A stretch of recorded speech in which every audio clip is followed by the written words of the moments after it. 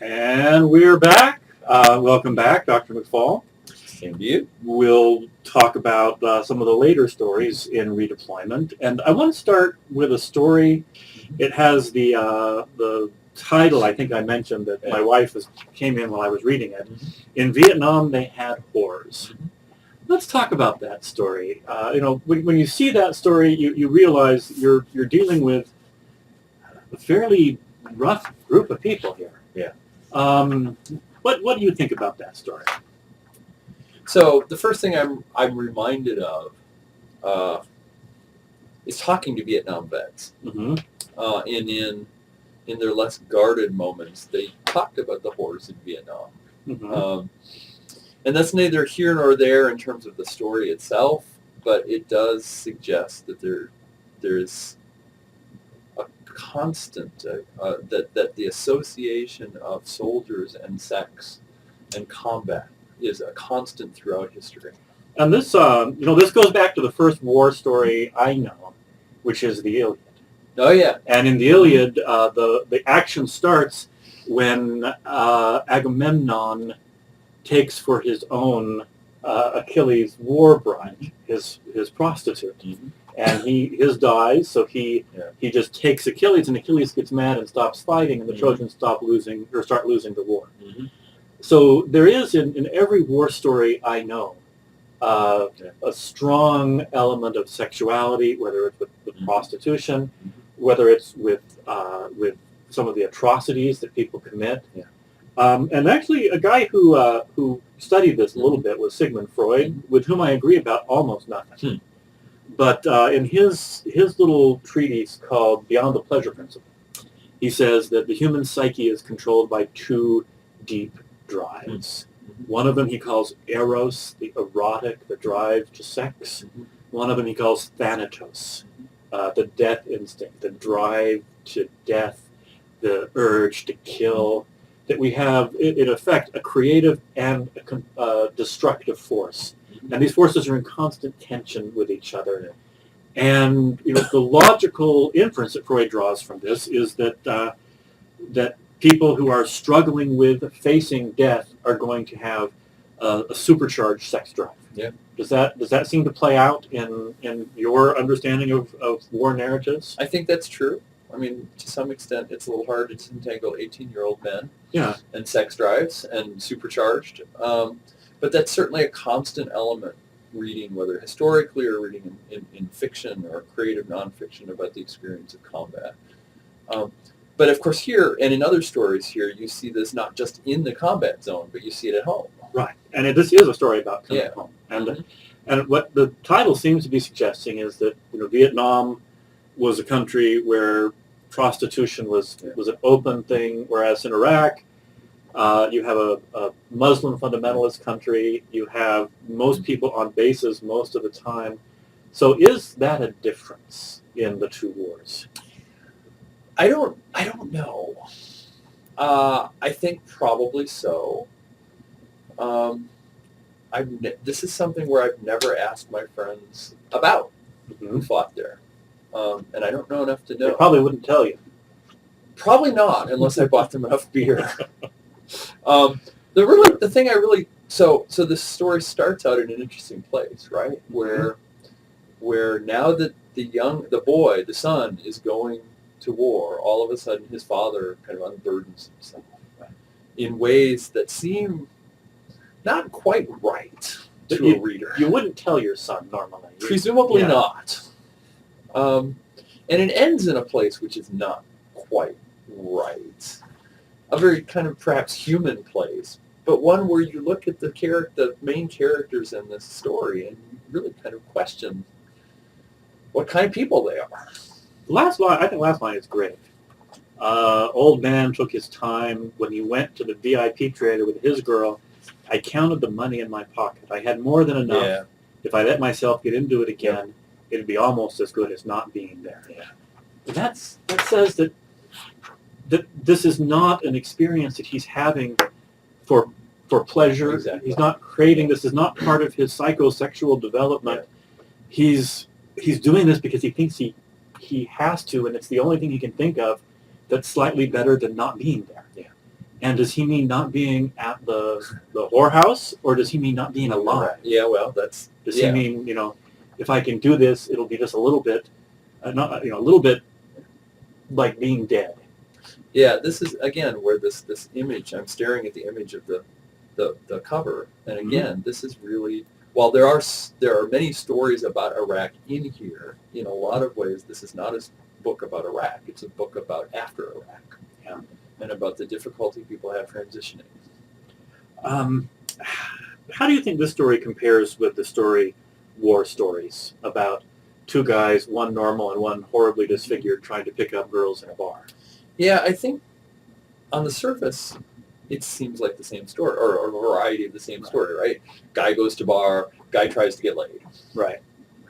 I'm not sure well, maybe it's the same, but I don't actually think either one is really a story about guy goes to the bar, guy tries to get laid, right? And the War Stories one is really, in my mind, about how you remember your experience and how you try and retell that experience both to yourself and to other people.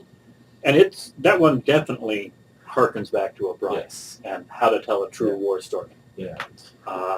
He's got that line, and right in the payoff line in there, and it may take me a moment to flip to it in my book, but the payoff line comes, or paragraph, I guess, comes toward the end, and it's put in the mouth of the, oh, that's a lie. No, it's not. In the mouth of the young, not quite ugly, but not attractive woman, right, Jessie, where she says, last Thanksgiving we were talking with my grandpa about how nobody remembers Korea, and he said the only way to do it right wasn't to do a film about the war, do a film about a kid growing up, about the girl he falls in love with and breaks his heart, and how he joins the army after World War II. This is on page 234. Then he starts a family, and his first kid is born, and it teaches him what it means to value life and to have something to live for and how to care for other people. And then Korea happens. And he's sent over there, and he's excited and scared, and he wonders if he'll be courageous, and he's kind of proud. And then in the last 60 seconds of the film, they put them in boats to go to Incheon, and he's shot in the water and drowns in 3 feet of surf, and the movie doesn't even give him a close-up. It just ends. That'd be a war film. So is he saying something that's sort of the same thing that O'Brien is saying in How to Tell a True War Story? Mm-hmm. Is he saying if it's got a moral, if you can draw a moral from it, if you can draw a comfort from it, if you can use it to reassemble the meaning in your world, then it's probably not a good war story or a true war story? I think so. And if there is any kind of moral to it, it's the opposite of putting your meaning for yourself back together, right? It's a disintegrating kind of moral that after this whole effort to become a whole, complete person, you go to war and everything goes away. And there's a heavy cloud of suicide over a lot of these stories. Mm-hmm. People is referred sometimes to explicit, sometimes implicit, but that has been a big problem in the Iraq War. Mm-hmm. I mean, I've read estimates that more American soldiers in Iraq have died of suicide than died from the enemy. Mm-hmm. So it sort of becomes an existential question. Mm-hmm. Am I able to live after experiencing these things? Mm-hmm. Why does the answer so often turn out to be no? That's a really hard and that is a really hard question. So one of the questions that comes out of that then is whether we can actually answer that question, right? And this is one of the things this book is about, and O'Brien is about, is really who has the right to tell these stories, right? And O'Brien clearly does. He was there. Yeah. We may not, or we might, and it's hard to say. The answer for people will probably differ. The answer in this book is, well, some people do and some people don't, and it's kind of hard to tell the difference, right? And so there's a story where the chaplain is the point of view of the chaplain. Let's talk about that story. Yeah. That's I think that one and the money as a weapon system are probably the two anchors of the volume. So here you have a chaplain who starts to hear from some of the men that they're really uncomfortable with some of the things that are going on, and he tries to investigate, and he gets absolutely nowhere.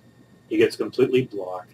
When I was reading this, and I pulled this off of my shelf, when I was reading this is the book that I thought of. And I don't know if I should have, but this is Hannah Arendt's Eichmann in Jerusalem, which is about Adolf Eichmann, who was pretty much the sort of he was in charge of the Holocaust. bureaucratic apparatus that scheduled deportations. And he came to trial, and there was this weird tension between him trying to hide the fact that he was a Nazi and him being really proud of the fact that he solved a lot of complicated bureaucratic problems in doing this and wanted some credit for that. Because for him, for Eichmann, at least as presented in this book, Eichmann really seems to be somebody who was very concerned about train schedules and supply depots and just really thought it was a good thing to solve those bureaucratic problems, even if what he was doing was bringing people to the death camps. And she uses the phrase "the banality of evil," or sort of the ordinariness of evil, to talk about the fact that evil people aren't always going around with claws and fangs and tattoos of Satan on their arms. That very often they're just mid-level functionaries trying to get train schedules made up, and that they participate in this huge kind of human evil as a result. And so there's one parenthetical, right, is that now I think most historians would acknowledge that that Arendt is somewhat taken in by Eichmann's act as well. And in fact, Eichmann is a far more willing and active participant than he presents himself as. And in fact, he spends much of the time, in a very recent book now we know, he spends much of the time between the end of the war and his kidnapping to bring him to Jerusalem, bragging about all of the things he did. But put that off on the side, because the claim is a broader one than just about Eichmann, which is that the modern world and the modern kind of bureaucracy and forms of bureaucracy and structures that we have created to make our world work function to distance people from the acts they are engaged in, right? And so you can be an ordinary middle-level official in a railroad or in a company that manufactures barbed wire or electric fences or insecticides or whatever it might be, and you can, in fact, play a role in very bad things while convincing yourself that you're really just making something or filling out paperwork. Let me give you an experience of mine. Yes. When I was in graduate school, and probably you had a similar situation, but I was on a quarter system, and I had a TA ship for 3 quarters, which meant that every summer I had to find my own way to live. And I did all sorts of different things. I drove a forklift one summer. But one summer I worked at a company. I don't know what kind of company it was. It was a temp job. I went through a temp agency, and they sent me out there, and I worked there all summer. And I imported numbers into a computer. I sat with a 10 key, and I put in, a sheet of numbers, and I put them in. I have no idea what I was doing. I tried to find out. I asked the supervisor. She didn't know. I think it had something to do with telecommunications. But for all I know, I could have been importing the nuclear codes to blow up Bolivia because I was just entering numbers. And I thought that summer, because, I was a graduate student in English, I thought, I could be doing horrifically evil things by entering these numbers, and I don't even know it. Because I'm completely, I think Marx would say, I'm alienated from my labor. I don't know what my labor is producing. And how often are we in that situation? I would say fairly often in our daily lives. We have to be. And the idea of bureaucracy already pervades this. And it comes through in a couple of ways in this story in particular, right? And it comes through in this story in kind of conflicting ways. Because one way in which bureaucracy emerges in the story is the idea of rules of engagement, right? That the Army has crafted a set of rules which guide soldiers' behavior in every reasonably possible scenario, so that soldiers act consistently and to be very frank in the American Army, that they obey the rules of warfare as the American Army has defined. And one of the consequences of the Holocaust, and especially of Vietnam, and the kinds of things that O'Brien talked about, is that the American legal code in the military has changed to make it very clear that every individual soldier doesn't simply have the right, but the duty to disobey an order that would cause that person to violate the expectations of human rights and things like that. But at the same time, you've got this bureaucratic structure that puts people in charge and encourages them to behave in ways that may not violate human rights regulations, but sure, essentially comes right up to the edge and does so in a way, does so in order to reward them for accumulating body counts. And yeah, you have here, guys that are engaging in activities to jack up their body counts because the CO wants to be ahead in the bureaucratic report that he submits. Mm-hmm. And the chaplain having a really hard time with this. And there's a kind of a quandary, right? Because what moral standing does he have given that he's not out there? And they continually raise this issue. Who are you to tell me what I should do when you don't share that experience? Right. But and I think it's important that he is a religious person. Yes. He's operating under the assumption that he knows of evil things going on and has a moral duty to stop them because he knows about them. Yeah, and this is a really interesting, and makes me wish I knew more about Clay, because the last line, I'm not entirely sure, given what little I know of Clay, to what extent this is a war story and to what extent this is a faith story, right? Because the story could be read just in that last line, right? I think it's the last line, where he says something along the lines of, and I'll flip it to you now, it basically says, God didn't ever promise us happiness or joy or peace or stability. He just promised us that we wouldn't have to suffer alone, right? And maybe that's the point of the story. Yeah. But I'm not entirely sure that's true, right? Because throughout the story, there are these hints of the way these people are not hints. There are these references to the way these people are behaving and the costs both to them and to society of having people who behave that way. And the sense, the Nuremberg defense, I was just following orders, wasn't successful at Nuremberg. Correct. But isn't that basically the defense? But remember that, so the thing about Nuremberg, Nuremberg is the set of trials immediately after the Second World War where a number of high-ranking German military officers and civil officials are put on trial.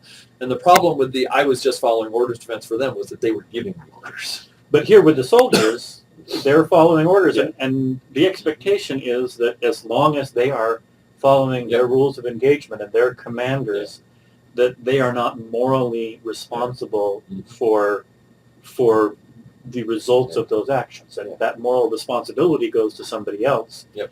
And legally, we can create that. But morally, that's a difficult point to make to a religious person. And the chaplain, right, he trips over himself a number of times trying to figure out how to approach this issue, how to wrestle with this issue of that killing is complicated. Yeah. What does forgiveness mean in this situation? Yeah. That's I think a very powerful story of that conflict that these soldiers are confessing to him because they are doing what they're supposed to be doing, but they know they're not doing what they're supposed to be doing. So you've got sort of the legal fiction of moral responsibility, and then the reality of religiously motivated moral responsibility clashing with each other in pretty serious ways. And again, in a very powerful, but what's the right way to put it? In a small way, right? It's a line or two insertion, and yet he kind of really powerfully reminds us of the long-term impact, right? Because he's got this suicide note, right? I keep remembering where I was when I lost my arm, right? So on and so on. I hit Sammy pretty bad. It's not clear whether that's his son or his wife or girlfriend, who it is, right? But I hit Sammy pretty bad, and it wouldn't be a son, but a daughter. But I'm pretty sure it's a wife or a girlfriend. I hit Sammy pretty bad, and she left and could have thrown me in jail if she wanted. I feel bad about that, but most I feel bad about Fuji, who you said was my fault, and there you're right. So they return, whether they're physically wounded or not, they're morally and emotionally wounded when they come back. And this is what happens. this gets all the way back to some of the very first things we talked about on the course, where you in order to fight a war, the government has got to take people who are generally good people who wish other people well and create an environment in which they can kill and then try, hopefully, not to ruin their psyches too bad in the process.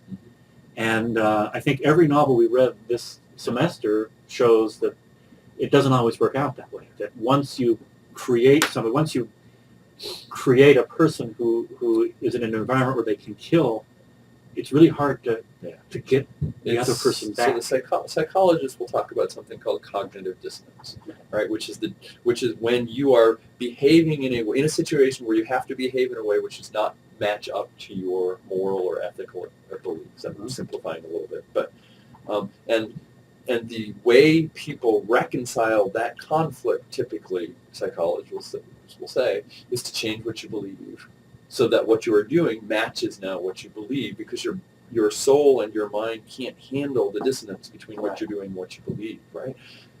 These are people who kill. These are people who put in situations where they have to kill.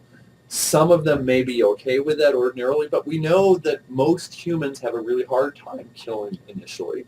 And which is a good thing. We want that. Presumably so. Yeah. But to do it and stay sane, you have to come to a point where killing people is not a bad thing, or at least not something that troubles you. Circumstances. You've got to allow these circumstances, and some people bounce back just fine. Yep. A lot of people don't. Yeah. And I think that's what comes through on almost every page of the story. Is a lot of people can't handle that cognitive dissonance when they get back, because then they have to undo it. Yeah, exactly. And I think we've heard of this earlier in the course. I know I talked about it in World Civ this morning. We conventionally date conflicts by the beginning and end of the kind of physical fighting. But I think it is a perfectly reasonable approach to say that the Iraq War or Vietnam or World War II lasts as long as those people are alive who participated, because the effects of that war stay with people that long. So how many World War I veterans are still alive? A handful. Just a handful. Yeah. So we're almost past with World that War war. I, 100 years on, or almost 100 years on. Yeah. Well, let's talk about one last story. I just thought this was kind of a poignant, but also kind of a funny story. Yeah. Psychological operations, where you have an Egyptian Coptic Christian and a wealthy African American convert to Islam taking sociology and anthropology classes together at an elite college and kind of arguing with each other. And some of this story, I think, is meant exactly to put those people who you would ordinarily expect to occupy different positions in a story in conflict together. I found this a hopeful story in that by the end, they could sort of see each other's points of view. They started off with completely opposite points of view, the sort of people who you see screaming at each other on Facebook all the time. And she does a Title IX investigation on him, which I thought was hilarious, given that that's such a huge deal in colleges right now.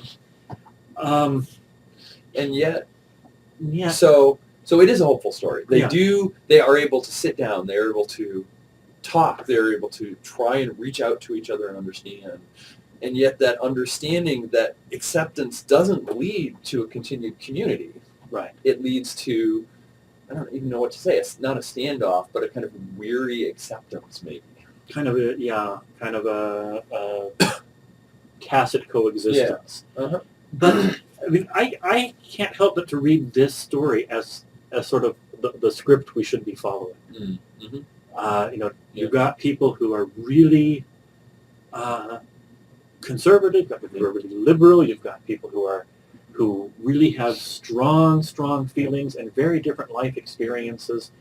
And the first impulse is just to dismiss, to ridicule, to mock.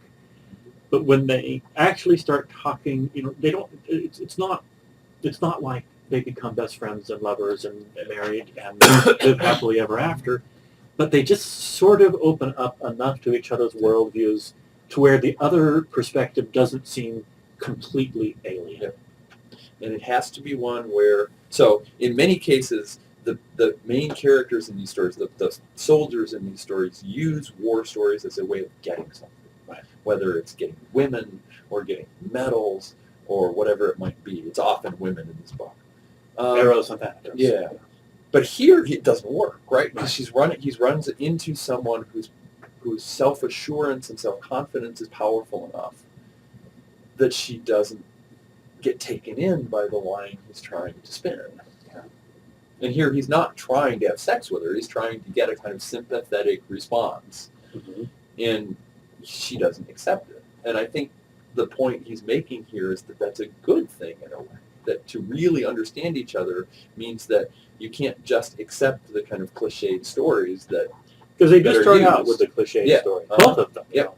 You know, he gives her the typical war vet story, and and he sees her as the typical privileged, pampered, liberal person who converts to Islam for a political statement. I mean, they see each other as ridiculous. They see each other as fundamentally other. Yeah. When the story begins, and I'm not sure that's different at the end, but at least the way they approach each other is different, and the way they understand each other is different. Yeah. Well, any other thoughts? I think these are really worthwhile stories to read. I think that's right. My gratitude to Dr. McFall for introducing. We should conclude this by saying we wanted to introduce. So we've taught this class before in an in-person version. We've changed out some of these books. And the last two books that you were reading, Redeployment and then Rule Number 2, are two books that we chose, some of which we had read in advance, but on a basis of a little kind of skimming and reviews and kind of thinking about what kind of stories. And we wanted stories from a war that you would be familiar with. But I want to point out the back cover to you. You can't read the book by the front cover, but you can by the back cover. Well, in this case, I've tried to do both. So, okay. The Washington Post blurb, right? Have you been seeking the Tim O'Brien or Joseph Heller or Erich Marie Remarque for our foray into Iraq mission accomplished? And if you ignore the kind of silly mission accomplished part. By the way, Heller's Catch-22 was that vied with Vonnegut for our other World War II novel, so that was another good choice. What these people, and one way or another, they talk about all of the same thing in all of these blurbs, which is to put Clay in a long intellectual tradition of writing about war that starts at the time this course started, right? Mm-hmm. So in a lot of ways, everything you've read is an attempt to understand and assess this emerging set of expectations and traditions about how to fight or how to write about combat. Right. The next book doesn't really do that. Right. And so as you look toward Rule Number 2, it's written by somebody who has a lot of academic training, but in medicine, not in literature. Remember that Clay went to a writing workshop where he workshopped a number of these stories, right? He's in that literary tradition. I forgot Heidi Kraft, I think is her name, Rule Number 2. She's not. And she's going to come from a very different tradition of writing about combat. And I think it's a good way to finish the course, to look at another way of imagining it, and particularly from a female perspective, which we haven't had before. Yeah. Okay, well, we will see you soon. Thank you very much.